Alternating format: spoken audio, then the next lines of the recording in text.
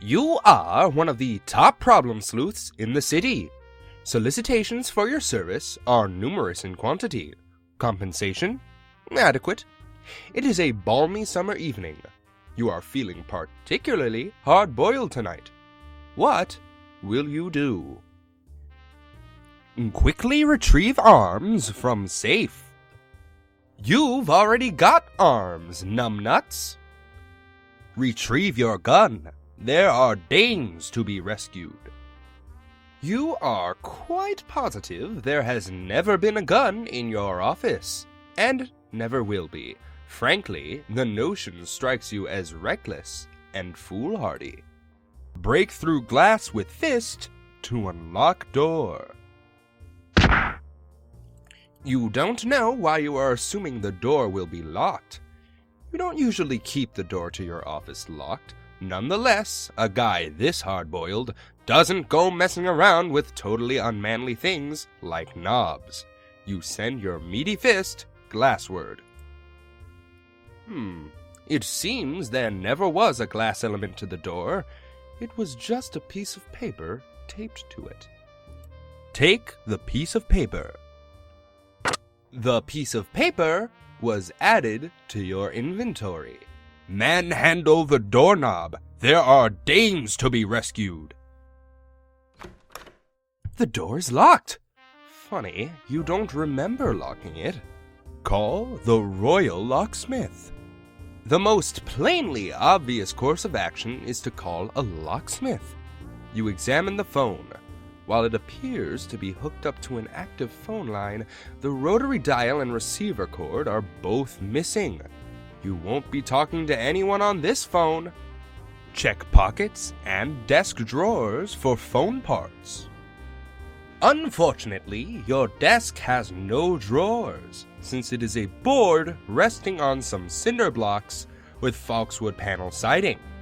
Your pocket, however, yields bountiful returns. You found some candy corn. Get key.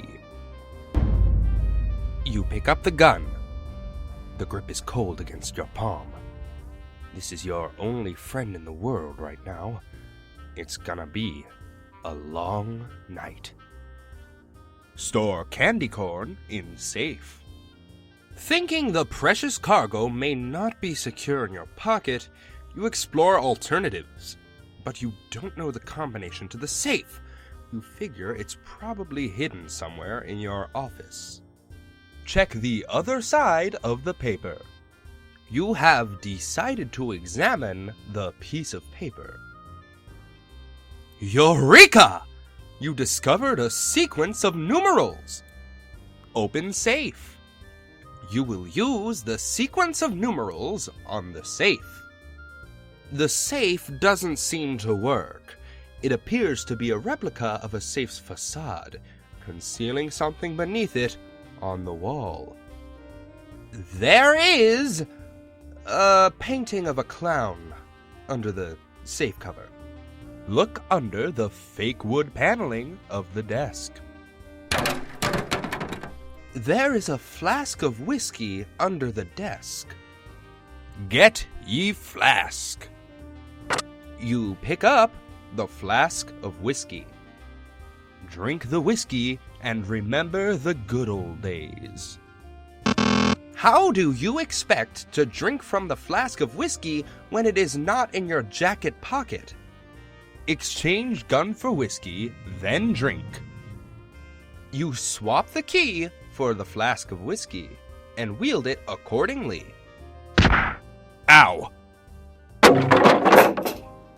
You topple backwards onto your desk. Use the key on the door and open it. You re-equip the gun so you can blow a hole in the lock to open the door. It looks like your gun only has one bullet left. Are you sure you want to use it in this way? You might need it in case you have to off yourself later. Check what is taped to the bottom of the phone. As you stoop to look at the bottom of the phone, your finger slips and you blow the lock off the door. Never mind. What's under the phone? It is a business card for Busts Are Us. Probably a brothel, considering the lame double entendre slogan. And the phone number, which, if turned upside down, spells boobies. Take card. You put the Busts Are Us card in your inventory. You also put the phone upright and back on its hook to make sure you don't miss any important calls from would-be clients. Walk out of the room through the now unlocked door. The door still won't open. It appears that it was never locked in the first place. Something must be obstructing its path. Look through the newly made hole in the door. No wonder the door won't open. Blocking it is an enormous and magnificent bust of Ben Stiller in his role as Starsky in the 2004 Retromania comedy remake of Starsky and Hutch. Lying on the floor appears to be an unfortunate bystander, an employee of Busts Are Us. He was polishing the bust right in front of your door for some reason. Take the bust's sunglasses. You can't reach them. In any case, they are probably just part of the statue and not actual sunglasses. You spend the next half hour trying to reach them. Take a closer look at the mysterious clown picture. The painting is exquisite. There is something funny about his eyes, though. Light seems to be shining through from the other side. Look through the eyes of the clown. It's too bright in this room to see anything in there. You do think you hear a voice, though.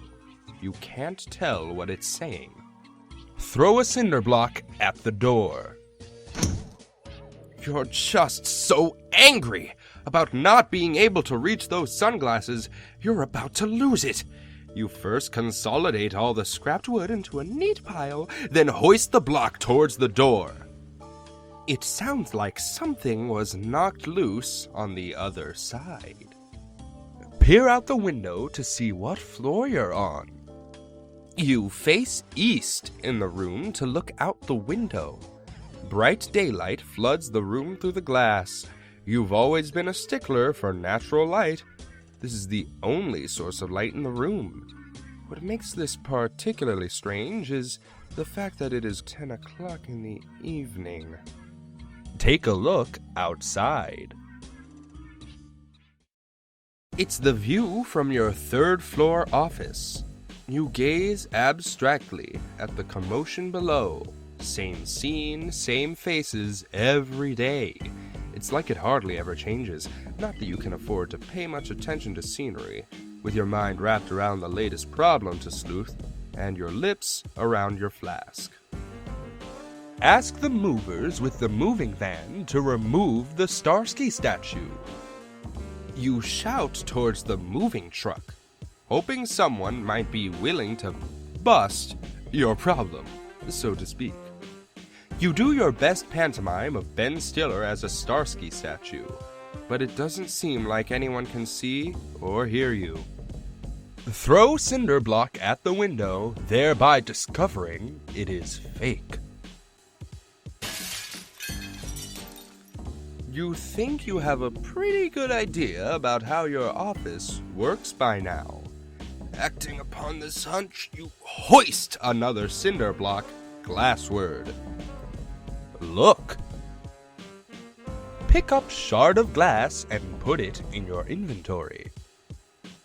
No clue is too trivial for the keen problem sleuth. Your motto is, let no inventory go uncluttered. What's that? You catch a glimpse of the reflection in the glass. It's the wall behind you. Turn around. Now facing south, you pause to marvel at the beauty of your office wall mural, celebrating ethnic diversity. You had commissioned it some time ago by a promising young artist. Best $11,000 you ever spent. Read the note under the coffee. It appears to be another business card. At a glance, one might think it was a calling card for a lady of the night named Muriel, with a typo in her name given the poor spelling exhibited elsewhere. But on closer inspection, it is more likely a misspelling for mural, given the smudged-out pun about walls. The suggestion in the phone number is probably regarding the old coat of paint rather than anyone's clothes.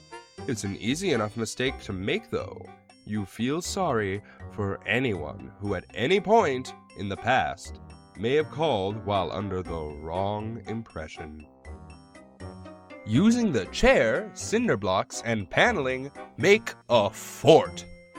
You stash the Madame Mural card in your inventory and set about making a really cool fort in your office. It is complete with a front step and a chimney. You are really proud of your craftsmanship. Use your imagination to play make-believe. Inside your fort, you are only bound by the walls of your imagination and several small pieces of particle board.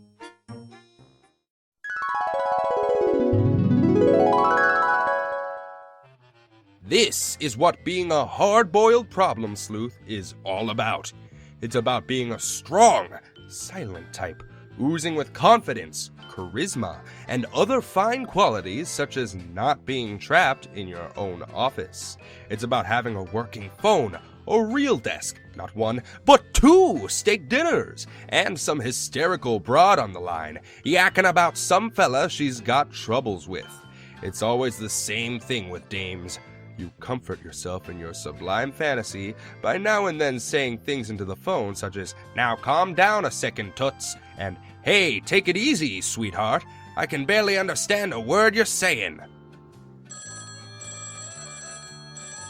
Your call is rudely interrupted by a ringing noise. It can't be the phone because you're already on it.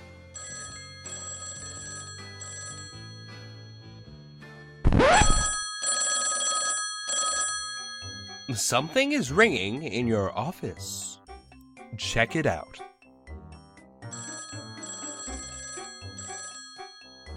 Answer the phone in a very hard-boiled way. You pick up the phone and mutter some impatient greetings into the useless receiver. There is no response. Looks like you just lost another client to technical difficulties. Throw the devil phone out the window. You are fed up with your shitty phone. It has screwed you out of a case for the last time. Go look. You're probably going to need to get that back somehow. Crack open window. Even though the window is broken, you decide to open it. You slide the lower pane upward, but the whole window frame seems to slip from its anchored position. The window comes off the wall altogether. On closer examination, it seems to be a false window with a picture inside it. The picture is lit from within, sort of like a sophisticated light box. Put window down. The window/light box is plugged into the wall behind it. The false window was concealing a large safe. Place false window in inventory. The false window is way too big to carry around, stupid! But you did find a curtain rod just under the top edge. You never did get around to putting up the drapes. Then again, it never did make much sense to cover up the only source of light in your office. You put the curtain rod in your inventory. Use numbers from sheet of paper to open the safe. You examine the heavy-duty safe. You must be keeping some serious loot in here. Enter the combination. You enter the sequence of numerals from the piece of paper. The combination works. However, instead of opening the safe, The dial has simply popped open to reveal a keyhole. It looks more like it requires a key that looks more like a house key or a car key rather than one of those old-fashioned looking keys which tend to be littered all over video games, and which you are quite sure you have never once seen lying around your office. You don't need this piece of paper anymore. Crumple it up and throw it away. You discarded the piece of paper. Shoot safe. Your key is out of bullets. Get cinder block and phone receiver out of false window. It's a long way down. You'll have to think of a way to reel them in if you want them back. Unplug the window to conserve electricity. You unplug the false window, which is probably burning through electricity with its powerful fluorescent bulbs and strange spatial warping properties. You're not made of money. The room goes dark. Look through the eyes of the clown. With the room darkened, you should now be able to see through the painting. Gadzooks! It's another urban mural. This one is particularly unpleasant. You have a feeling it might have been placed there just to annoy you. You hear a voice from the other side. It's hard to tell what it is saying, but you think you can make out the words toots and sweetheart every now and then. It's hard to tell how far away the mural is. The clown's eyes are so close together, you can only see through one at a time, limiting your depth perception. You wonder what kind of freak this painting was made for. If only you had some sort of thin, extendable implement to poke through the hole to tell how far away it is. Push the curtain rod through one of the clown's eye holes. You feel the curtain rod bump into something not too far into the wall. Get a look at the unobstructed view. It is the adjacent office. The man at the desk is talking to a client about some sort of problem which requires sleuthing. It is your loathsome arch-nemesis, Ace Dick. He is always scooping you on the best cases. That portly son of a bitch makes your blood boil. Shout insults at Ace Dick through the clown painting. You shout, but he cannot hear you. The walls may be too thick, or he is just engrossed in his conversation. It sounds like he's arguing over a misunderstanding about the nature of the services provided by Bust R Us, and an alarmingly large bill for those services. In the darkness, you stub your toe on the false safe cover. You utter more profanity. Plug the damn window back in. Inflated electric bills or not, you are sick of stubbing your toe on things. Drop kick the door. The door bears the brunt of the bottled up shitstorm brewing within. Examine aftermath of shitstorm. The key, which you actually didn't see and don't actually know is there, jingled a bit. You'll have to throw something heavier against the door if you want to knock it loose. Throw cinder block at the door. You take the cinder block, which was formerly your fort's front step. You decided you could stand apart with it, since you've been stubbing your toe on it constantly since you built it. The key still won't jingle loose. It looks like you'll need to throw an even heavier object at the door. Check out what's on the false safe. Since Ace seems so intent on being able to see into your office, it looks like you put up something for him to look at. Take the note. You stashed the note to Ace Dick. Investigate coffee machine-looking object in the corner. It appears to be some kind of heating unit to keep the coffee hot. It looks heavy. Pick it up. It is quite heavy and hot. You contemplate throwing it at the door, but something occurs to you first. You don't want to knock the keys on the floor and not be able to reach them. Remember the sunglasses fiasco? You'd better be prepared to catch them in something after you throw it. Use hat as a key net, then throw coffee maker. You resolve to catch the key with your hat. You let the ponderous appliance fly. Catch the key. With quick reflexes, you shove your hat through the hole in time to rescue the key. Pull hat back in. You got the safe key, and you can't think of a safer place for it than where it is now. Playback message on the reel-to-reel. You keep the hidden recording device in your office to record anything said that might be incriminating. Unfortunately, the only incriminating statements it recorded were most likely made by yourself. Swap the safe key with the candy corn. Your prized confections will be safer here. The recording tape begins to unspool while you're preoccupied. Pee through the clown eyes into Ace Dick's office.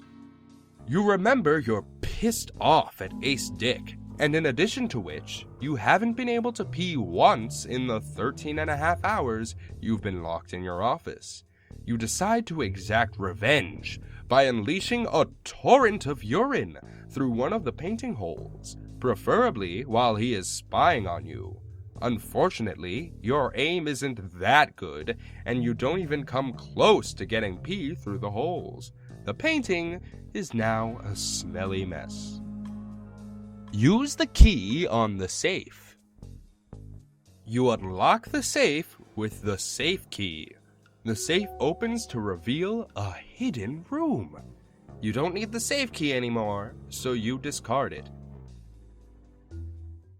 Wrap yourself in recording tape like a mummy. Wow, what a fucking waste of time! Hey guys, it's Moldy. I'm the voice actor for Problem Sleuth. Thanks for watching. Episode 4 of Homestuck is coming real soon. Right now, only Problem Sleuth is cast, and there is plenty of room for new auditions. So if you want to audition for someone like Ace Dick, Pickle Inspector, whatever, just go to the Tumblr in the description below. You have till June 10th before we begin to cast our own actors. But yeah, thanks for watching, and bye-bye.